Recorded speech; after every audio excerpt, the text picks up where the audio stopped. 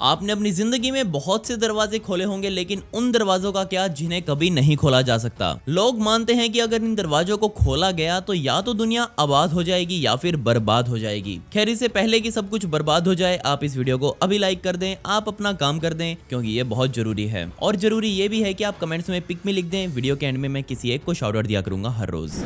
पद्मनाभ स्वामी temple. हमारे भारत के दक्षिणी हिस्से में बना पद्मनाभ स्वामी मंदिर अपनी हैरान कर देने वाली शक्तियों के लिए पूरी दुनिया में जाना जाता है। इसे 6वीं शताब्दी में बनाया गया था और इसे बनाने के कुछ सालों बाद इसे ट्रैवनकोर रॉयल फैमिली द्वारा फिर से डिजाइन किया गया। ये माना जाता है कि ट्रैवनकोर्स एक बहुत बड़े ज्ञानी के वंशज हैं और उसकी वजह से उन्हें कुछ ऐसी शक्तियां प्राप्त हैं जिन्हें पूरी दुनिया महसूस कर सकती है। सन 2011 में 7 लोगों के एक ग्रुप ने इस मंदिर के नीचे खुदाई करने की कोशिश करी और उन्हें उम्मीद थी कि यहाँ उन्हें बहुत बड़ा खजाना मिलेगा, लेकिन उन्हें यहाँ पर खजाना तो नहीं पर 6 ऐसे दरवाजे मिले जो बहुत मजबूती से लोहे द्वारा बनाए गए थे। आज तक इनमें से 5 दरवाजों को तो खोला जा चुका है, जिनमें से अरबों रुपए का खजाना भी मिला, लेकिन एक दरवाजा ऐसा है जिसके पास जाने से भी हर कोई डरता है, क्योंकि ये माना जाता है कि वो रहस्यमयी दरवाजा दुनिया के सबसे खतरनाक सांपों की सुरक्षा में बंद है। एक बार इस दरवाजे को खोलने की भी कोशिश की गई थी, लेकिन पता नहीं कहां से बहुत सारे सांपों ने खोलने वाली टीम पर हमला कर दिया और उसके बाद से फिर कभी इस दरवाजे को खोलने की हिम्मत कोई नहीं दिखा पाया। आज ये माना जाता है कि अगर उस दरवाजे को खोला जाए तो वहां से दुनिया का सबसे बड़ा खजाना निकलने की उम्मीद है, लेकिन ये खजाना तो तब निकलेगा जब इस दरवाजे को खोला जाएगा। मुझे नहीं लगता कि ये कभी खुलेगा। वैसे इस दरवाजे को नागपसाम मंत्रों के द्वारा लॉक किया गया है, जिसका मतलब ये है कि जोर जबरदस्ती के सहारे तो ये दरवाजा कभी खुल ही नहीं सकता।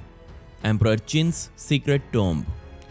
चीन साम्राज्य के अंडरग्राउंड मोज़ेलियम को सन 1974 में पहली बार ढूंढा गया था, लेकिन क्या आप इस बात पर विश्वास करेंगे कि इसके नीचे बने मकबरे के चारों ओर 7000 टेराकोटा सैनिकों की एक फौज खड़ी है और ये सेना अपने राजा को हर समय हर हालातों से बचाने के लिए तैयार रहती है।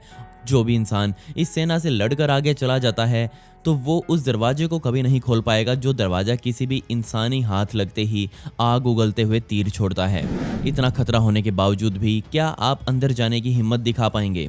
शायद आप तो ना कर दे, लेकिन 5 भाइयों ने अंदर जाने की ठानी थी, लेकिन जल्दी ही उन्हें समझ आ गया कि उन्हें ऐसा नहीं करना चाहिए था।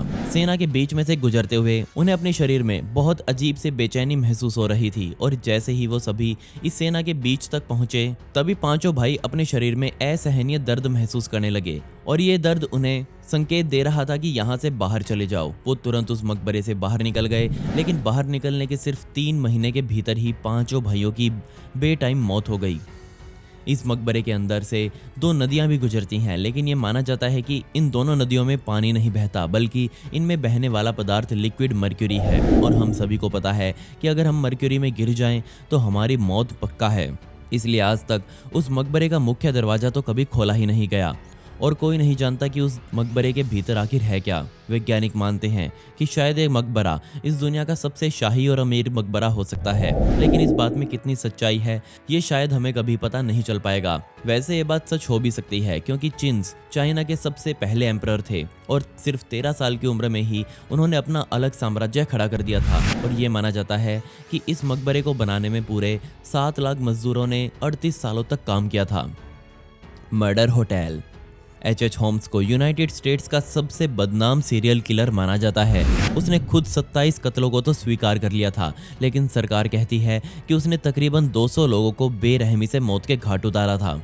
लेकिन अब सवाल ये था कि वो बंदा इतनी आसानी से इतने लोगों को कैसे मार सकता था। तो इसका जवाब था कि उसने एक खुद का मर्डर होटल बना रखा था और ये होटल ऐसा था जिसमें लोग अंदर जाते और अंदर जाते ही वो अजीब सी भूल भुलैया में फंस जाते और उनकी इसी कंफ्यूजन का फायदा उठाकर होम्स उन्हें मौत के घाट उतार देता। उसने अपने होटल में कुछ कमरों को तो गैस चैम्बर्स बना रखा था और कुछ कमरों को एसिड की टंकियों से भर रखा था, जिसमें वो लोगों की लाशों को कुछ ही घंटों में गला सकता था। कमाल की बात यह थी कि इस होटल के कुछ दरवाजों को तो बाहर से खोला जा सकता था, लेकिन कुछ दरवाजे ऐसे थे जो बहुत मोटी दीवार से सुरक्षित थे। ये बंदा सच में बहुत अजीब था। उसने अपने होटल में कुछ कमरों को साउंड प्रूफ बनवा रखा था और उन्हीं कमरों में ले जाकर वो लोगों की जान लेता था। इस होटल में कुछ ऐसी सीढ़ियाँ बनी हुई थी जो कहीं नहीं जाती और एक शब्द में कहूँ तो ये होटल लाशों की फैक्ट्री था और इस फैक्ट्री को चलाता था H.H. होम्स। ये पूरा होटल एक आर्किटेक्ट ने नहीं बनाया, बल्कि उसने कई अलग अलग लोगों की मदद ली ताकि किसी भी आर्किटेक्ट को इस पूरे होटल का नक्शा ना पता चल सके।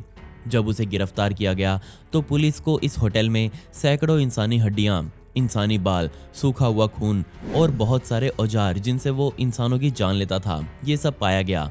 मैंने बहुत से सीरियल किलर्स के बारे में पढ़ा भी है और सुना भी है, ये वाला सबसे हटकर लगा।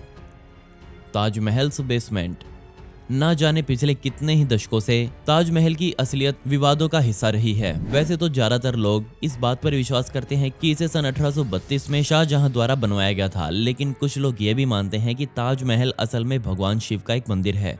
वहीं कुछ लोग इसे एक मस्जिद भी कहते हैं। खैर, असल कारण चाहे कुछ भी हो, लेकिन किसी भी बात को प्रूव करना बहुत मुश्किल काम है, क्योंकि आज तक ताजमहल के अंदर का एक बहुत छोटा सा हिस्सा ही दुनिया को दिखाया गया है और इसी के अंदर एक ऐसा रहस्यमयी दरवाजा है जो ताजमहल की बेसमेंट तक जाता है और इसी बेसमेंट में मुमताज महल का मकबरा भी बना हुआ है और यही दरवाजे पिछले बहुत लंबे समय से सील किए हुए हैं। अब करोड़ों लोग ताजमहल को देखने आते हैं तो सभी के मन में ये सवाल जरूर उठता है कि ये दरवाजे आखिर बंद क्यों हैं। तो इसका सबसे पहला कारण है कि इन दरवाजों के भीतर होने वाली कुछ पैरानॉर्मल एक्टिविटीज।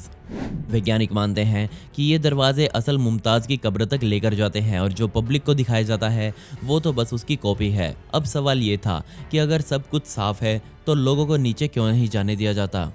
बहुत से लोगों ने इस दरवाजे को खोलने के लिए पेटिशन भी फाइल किए, लेकिन किसी भी पेटिशन को मंजूर नहीं किया गया। क्या आपको लगता है कि ताजमहल मुमताज बेगम की आत्मा से भरा हुआ है या फिर वो एक भगवान शिव का मंदिर है? आप मुझे अपनी राय कमेंट्स में जरूर दे दें। Machu Picchu.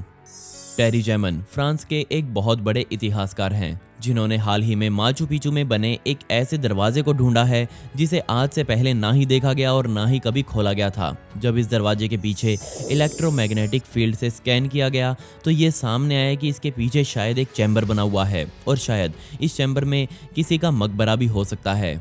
अगर ये बात सच है तो जरूर उस कब्र के साथ बहुत सारा खजाना भी गाड़ा गया होगा। मैं इस बारे में कुछ भी पक्का नहीं कह सकता। खैर, पेरू की सरकार टेरी को यह दरवाजा खोलने के लिए बार बार उकसा रही है, लेकिन वो इसे खोल नहीं पा रहे क्योंकि इसके दरवाजे पूरी तरह से मोटी मोटी चट्टानों से बने हुए हैं और ये चट्टानें अब एक दूसरे के अंदर धंस चुकी हैं। और यहाँ ऐसा क्या है जो यहाँ की सरकार तो जानती है लेकिन हम नहीं, इसलिए अभी तक टेरी अपने मशीन्स की सहायता से इस दुनिया को बस ये बता पाए हैं कि इस दरवाजे के पीछे एक सीढ़ी, दो छोटे और दरवाजे और एक बहुत बड़ा कमरा है जिसके अंदर बहुत सारी मेटल्स रखी हुई हैं। और वो धातु कौन सी हैं ये मुझे भी नहीं पता। यहाँ के लोग मानते हैं कि अगर इस दरवाजे को खोला गया तो इसके ऊपर मौजूद पहाड़ हो सकता है कि नीचे आ गिरे, इसलिए सरकार इससे कोई जोर जबरदस्ती नहीं कर सकती। ओनकालो न्यूक्लियर वेस्ट फैसिलिटी। मैं आपको पहले ही बता दूं कि ओनकालो न्यूक्लियर प्रोजेक्ट अभी भी अंडर कंस्ट्रक्शन में है। जी हाँ, ये एक ऐसी जगह है जहां पर न्यूक्लियर कचरे को परमानेंटली रखा जाता है, क्योंकि हम सभी को पता है कि यही एक ऐसा कचरा है जो अगर सड़कों पर आम पड़ा रहे तो हजारों लोगों की जान ले सकता है। लेकिन इस जगह पर उसी कचरे को लाकर डाल दिया जाता है और तकरीबन इस तरह का कचरा 1000 से 10 लाख सालों में पूरी तरह से न्यूट्रलाइज्ड हो जाता है। इससे भी कमाल की बात यह है कि इस पूरी फैसिलिटी में मशीन्स के सहारे कचरे को सही जगह पहुंचाया जाता है। आज तक कोई भी इंसान इसके अंदर नहीं जा पाया है। दुनिया में और भी ऐसी वेस्ट फैसिलिटीज बनी हुई हैं, लेकिन वो सभी टेम्परेरी हैं और उनमें लीकेज की भी समस्या रहती है। लेकिन ओनकालो प्रोजेक्ट इन सभी से बहुत आगे निकल चुका है। फिनलैंड में बना ये प्रोजेक्ट पूरी दुनिया में एकमात्र ऐसा सुरक्षित स्थान है जहां हम रेडियो एक्टिव पदार्थों को ऐसे ही कहीं भी फेंक सकते हैं। खैर, एक बात मैं आपको पहले ही बता दूं कि अगर आने वाले 10 लाख सालों तक इंसान इस धरती पर जिंदा रहे तो उस समय के लोगों को ये तो पता नहीं होगा कि यहाँ कुछ ऐसा भी बनाया गया था। अगर हम यहाँ पर कोई ऐसी मार्किंग भी बना दे तो वो मार्किंग भी तब तक तो मिट जाएगी। खैर, पिछली वीडियो का shout out baby mac in TV को and comment pick me to get a shout out in next video. आपको ये वीडियो कैसे लगी कमेंट्स में मुझे जरूर बता दें। इस वीडियो का पार्ट 2 चाहिए तो कमेंट्स में पार्ट 2 जरूर लिख दें। ऐसी इंटरेस्टिंग वीडियोस देखने के लिए मिस्टीरियस दुनिया को भी सब्सक्राइब कर दें। मिलते हैं अगली वीडियो में। ये वीडियो देखने के लिए धन्यवाद।